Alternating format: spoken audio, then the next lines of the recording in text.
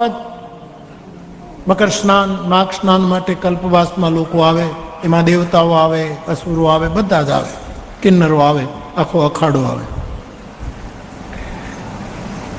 બધા ત્રિવેણીમાં સ્નાન કરે, મહાદેવ ભગવાનની પૂજા કરે, અક્ષય વટની પરિક્રમા કરે. આ એનો બધોનો ક્રમ.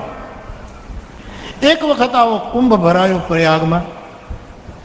તુલસીદાસજી કહે છે બધા મહાત્માઓ બધા વિદાય લેવા લાગ્યા. ભરદ્વાજજીના આશ્રમમાં બધા ઉતરેલા અને બધા મહિનાનું અનુષ્ઠાન કરી જપ તપ સાધના કરીને બધા વિદાય લીધી. એમાં યાજ્ઞવલ્ક નામના મહાપુરુષ જે પરમ વિવેકી છે, એમણે ભરદ્વાજજી પાસે વિદાય માંગી કે મહારાજ હવે હું પણ જાઉં. ત્યારે ભરદ્વાજજી એના ચરણ પકડી લીધા કે મહારાજ આપણે, હું ગઈ કથામાં કહેતો હતો કે રામચરિત માનસના ચારેય વક્તાઓ હંસ નથી, પરમહંસ છે. શિવજી તો પરમહંસ છે જ, એના જેવો કોણ પરમહંસ? હંસના રૂપમાં તો કાગભૂષણજીની પાસે કથા સાંભળવા જાય છે. હંસનું રૂપ લે, સ્વયં પરમહંસ, પણ હંસનું રૂપ લઈને તબ કછુકાલ મરાલ તનુ શોભત ભયું મરાલિયું. આનો આખો કૈલાસ હંસ છે. એ કૈલાસ હંસ ઉપર મારો પરમહંસ બેઠો છે. શિખર કૈલાસ કે ઉપર કલ્પતર वो की छाया में रमे नित संग गिरिजा के रमण धर हो तो ऐसा. तो शंकर परमहंस. પાર્વતીને કથા. યાજ્ઞવલ્ક પરમ વિવેકી. હંસનું લક્ષણ છે વિવેક. ક્ષીર નીર જુદા કરે એ વિવેક. પણ ભરદ્વાજ યાજ્ઞવલ્ક એવા પરમ વિવેકી, એનું સિદ્ધ થાય એ પરમહંસ છે. ભરદ્વાજજીને કથા છે. કાગભૂષુંડી માટે તો સવાલ શરીર કાગડાનું, બાકી પરમહંસની આત્મા ઉતર્યો છે સાહેબ કાગભૂષુંડી. મોટા મોટા મહાત્માઓ હંસના રૂપ લઈને એની કથાઓ સાંભળે છે, એ પણ પરમ. અને કલી પાવના અવતાર તુલસીદાસજી, એ પણ રામચરિત માનસના આમાન. ટાગોર પણ એમ કહે છે કે ઘણા દેવતાઓમાંથી મનુષ્ય થયા, પણ તુલસીએ ગજબ કર્યો, મનુષ્યના રૂપમાં રામને અવતાર આપીને પરમ તત્વના પદે પહોંચાડી દીધો. આ જે રામ તત્વ છે પરમ, તુલસી પરમહંસ છે. એટલે રામાયણના વક્તાઓ હંસ નથી, પરમહંસ છે. કેટલી મોટી વાત છે. ચારેય ઘાટ ઉપર એક એક પરમહંસ બેઠો. જાગ બાલિક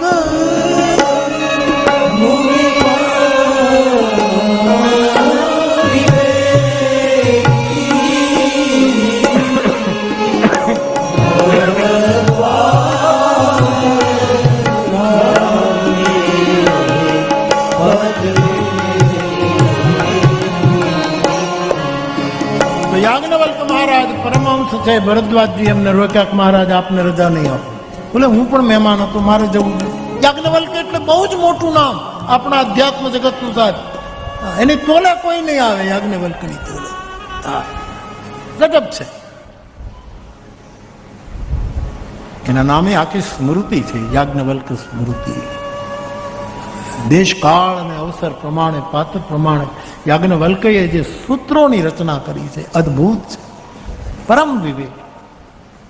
મહારાજ આપ રોકાઓ. યાજ્ઞવલ્કએ કહ્યું કે મહારાજ હવે હું પણ જાઉં. કે નહીં, આપ રોકાઓ. કારણ કે મારા મનમાં એક સંશય છે. આપના હાથમાં વેદોના તત્વો હસતા મલક છે. મેં આટલા કુંભ મેળા કર્યા, આટલા મહાપુરુષોને મળ્યો, પણ મારો સંશય, મારો વહેમ, મારી શંકા મટી નહીં. આપને આપ મારા શંકાનું સમાધાન કરવું. નાથ એક સંશય બળવો. આપ મારો સંશય. હવે વાલ્મીકીજીના શિષ્ય છે ભલે, એ વાલ્મીકીએ મૂળ રામાયણ લખ્યું. આદિ કવિ વાલ્મીકી. એ વાલ્મીકી રામાયણ એના શિષ્યને ન સમજાણું કે રામ કોણ છે. એ અહીંયા એને પૂછ્યું કે ગુરુને સામે તો થવાય નહીં કે આ કોની રામની તમે વાત કરો છો, આ શું ઉપાડ્યું છે તમે આમાં કંઈ. કારણ કે વાલ્મીકીનો રામ તો એક આદર્શ માનવ છે, એમાં ઈશ્વરત્વ તો આરોપિત છે જ નહીં.